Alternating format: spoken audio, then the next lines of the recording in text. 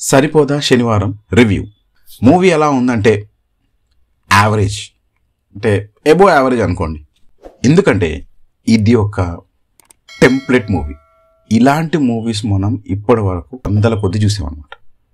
అందుకే ఇది just an above average. మెయిన్గా ఈ సినిమాలో ఏమేం బాగున్నాయో కొన్ని మాట్లాడుకుందాం. ఫస్ట్ పిక్చరైజేషన్ బాగుంది, అంటే కెమెరా వర్క్ కానీ ఆర్ ఎలివేషన్ సీన్స్లో వచ్చినప్పుడు బ్యాక్గ్రౌండ్ కానీ సినిమాటోగ్రఫీ చాలా బాగుంది. రెండోది ఎడిటింగ్ బాగా చేశారు, అంటే కొన్ని ల్యాగ్స్ లేకుండా కరెక్ట్ చేశారు. ఇంకొకటి యాక్టింగ్, నాని గారు కానీ ఎస్జే సూర్య గారు కానీ హీరోయిన్ కానీ వీళ్ళు చాలా బాగా యాక్ట్ చేశారు. ఇప్పుడు ఈ మూవీలో ఏమేం బాగాలేదో మాట్లాడుకుందాం. First main enemy of this movies background score అండి. పాటలు ఓకే ఉన్నా బ్యాక్గ్రౌండ్ స్కోర్ అయితే ఎంత వరస్ట్గా ఉందంటే అంత వరస్ట్గా ఉంది. ఎందుకంటే అవసరం ఉన్నా లేకపోయినా సినిమాలో ఏదో ఒక సౌండ్ వస్తూనే ఉంది. అది మీరు కామెడీ అయి ఉండొచ్చు, మాట్లాడటం ఉండొచ్చు, ఏదైనా సరే. ఫస్ట్ హాఫ్ లిటరల్గా నాకు చాలా ఇరిటేట్ అంతే అనిపించింది. ప్రతి ఫైట్కి బ్యాక్గ్రౌండ్లో సాంగ్ వస్తుంది. ఇంకా అది ఎంత లౌడ్ ఉంటుందంటే టూ మచ్ లౌడ్ ఉంటుంది. పాటలు వదిలేసేయండి, ఏదైనా హీరో కనిపించినప్పుడు బ్యాక్గ్రౌండ్ లౌడే ఉంటుంది. ఈవెన్ కామెడీ చేసినప్పుడు కూడా బ్యాక్గ్రౌండ్ స్కోర్ అలాగే అనిపించింది. ద మెయిన్ కల్ప్రిట్ ఈ మూవీలో పెద్ద హిట్ కాకపోవడానికి కారణం బీజిఎం అండ్ డైరెక్షన్. డైరెక్షన్ గురించి ఎందుకు ఎంత తక్కువ మాట్లాడుకుంటే అంత మంచిది.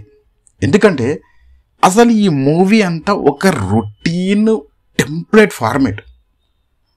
ఒక హీరో ఉంటాడు, ఒక చోట ఒక ప్రజలకి ప్రాబ్లం ఉంటుంది. హీరో ఆ చోటుకు వచ్చి ఆ ప్రజలలో ధైర్యం ఎట్లా నింపి ఆ ప్రాబ్లమ్ని సాల్వ్ చేస్తారన్నదే మూవీ. ఇలాంటివి మనం వందల కొద్ది మూవీలు చూసాం. ట్రీట్మెంట్ కూడా అలాగే వందల కొద్ది మూవీల ట్రీట్మెంట్ ఎలా ఉంటుందో అలాగే ఉంటుంది. ఫస్ట్ హాఫ్ నాని గారి క్యారెక్టర్ చాలా బాగుంటుంది. సెకండ్ హాఫ్కి వచ్చేసరికి సేమ్ రొటీన్ అదే టెంప్లెట్లో పడిపోయి ఆ క్యారెక్టర్ గురించి మనం మర్చిపోయే విధంగా చేస్తుంది. ఇక ఎస్జే సూర్య గారి క్యారెక్టర్ అయితే చాలా బాగుంది. కథలో జరిగిన ఈవెంట్స్ గురించి మాట్లాడితే నాకు ఆ మెయిన్ శనివారం అన్న కాన్సెప్ట్ చాలా ఆర్టిఫిషియల్గా అనిపించింది. అంటే ఏదో హీరోకి ఒకటి పెట్టాలి అని అంటే కథలో ఏం కొత్తదనం లేదు. ఏదో ఒక కొత్తదనం ఉంటే అదే శనివారమే ఫైట్ చేసేటట్టు పెడదాం. ఇంతకుముందు ఒకటి ఉండేది సారా, చేతికి తాళి కడితే ఆర్ మెల్లో గొలిసేస్తే ఫైట్ చేయడు, అవి తెగిపోతే ఫైట్ చేస్తాడు.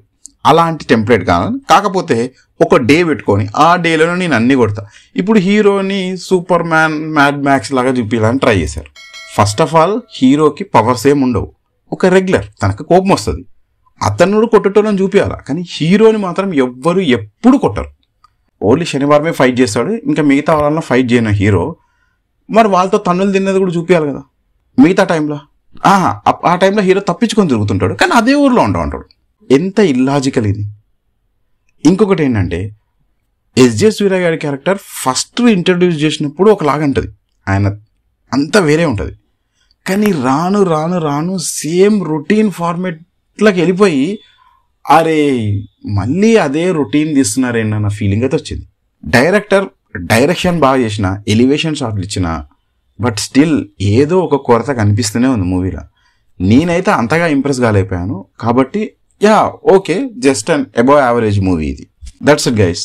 మీకు కనుక నా రివ్యూ కనుక నచ్చినట్టయితే లైక్ చేయండి, షేర్ చేయండి, అలాగే నా ఛానల్ని సబ్స్క్రైబ్ చేయడం మర్చిపోకండి.